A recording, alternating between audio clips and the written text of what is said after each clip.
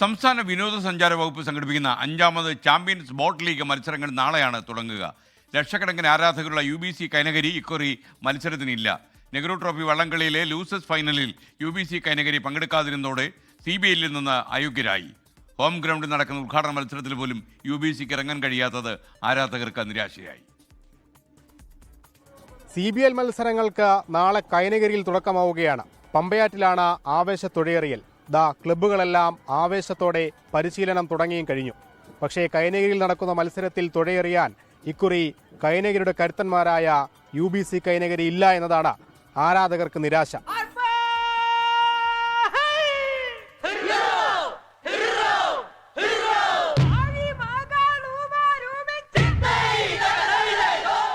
1963 gear goes ചുണ്ടനിലൂടെ പുന്നമടയിൽ പടയോട്ടം തുടങ്ങിയ United boat club നെപ്പോളിയന്റെയും കാവാലത്തിന്റെയും പുന്നമടയിലെ കുത്തക ഹാട്രിക്കിലൂടെ അവസാനിപ്പിച്ച് UBC. അങ്ങനെ നെഹ്റു ട്രോഫി വള്ളംകളിയുടെ ചരിത്രം UBC കൈനകരിയുടേതു കൂടിയാണ്.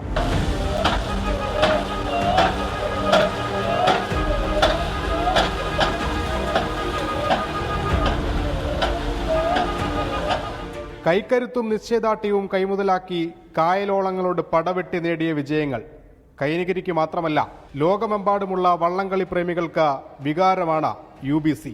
ആ വികാരമില്ലാതെയാണ് ഇത്തവണത്തെ CBL മത്സരങ്ങൾ. നെഹ്റു ട്രോഫിയിലെ ലൂസേഴ്സ് ഫൈനലിൽ പങ്കെടുക്കാനാവാഞ്ഞതാണ് തിരിച്ചടിയായത്. എന്തുകൊണ്ട് ലൂസേഴ്സ് ഫൈനലിൽ UBC പങ്കെടുത്തില്ല? കൈനേരി പോലുള്ളൊരു ആദ്യം നടക്കുന്ന ചാമ്പ്യൻസ് ബോട്ട് ലീഗിൽ ഉണ്ടാകുമെന്ന് പ്രതീക്ഷിച്ചു. അതിൽ നിന്ന് നമ്മളെ പുറത്താക്കി. ഏറെ ദുഃഖത്തോടു കൂടിയാണ് ഞങ്ങളെല്ലാവരും നിൽക്കുന്നത്.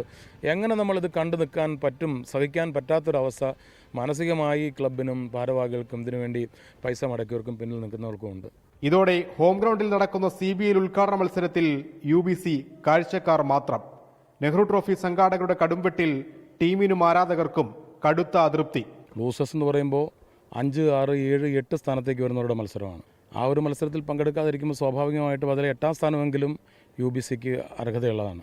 അത്തരത്തിൽ ആദ്യത്തെ 9 സ്ഥാനക്കാരെ എടുക്കുമ്പോഴും സമയക്രമത്തിൽ നമ്മൾ 5ാമത് ഫിനിഷ് ചെയ്തിട്ടുണ്ട്. അതുകൊണ്ട് തന്നെ ഒരു കാരണവശാലും നമ്മൾ മാറുകയില്ല, നമ്മൾ ഉണ്ടാകുമെന്നുള്ളൊരു പ്രതീക്ഷ നമുക്കുണ്ടാകും.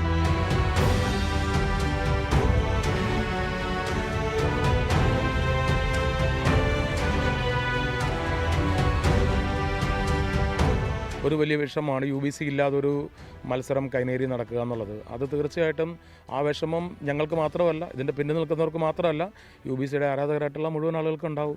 നാളെ മന്ത്രി PA മുഹമ്മദ് റിയാസ് CBL മത്സരങ്ങൾ ഉദ്ഘാടനം ചെയ്യും. മലബാർ മേഖലയിലും മധ്യ കേരളത്തിലുമായി 3 മത്സരങ്ങൾ വീതമാണ് നടക്കുന്നത്. 24 ആലപ്പുഴ. ലോകത്തെവിടെയായാലും ഏത് സമയത്തും 24 വാർത്തകളും ഓഗ്മെന്റഡ് റിയാലിറ്റി പാക്കേജുകളും എക്സ്പ്ലെയിനറുകളും വിശദമായി കാണാൻ ഞങ്ങളുടെ YouTube ചാനൽ നിങ്ങൾക്ക് സബ്സ്ക്രൈബ് ചെയ്യാം.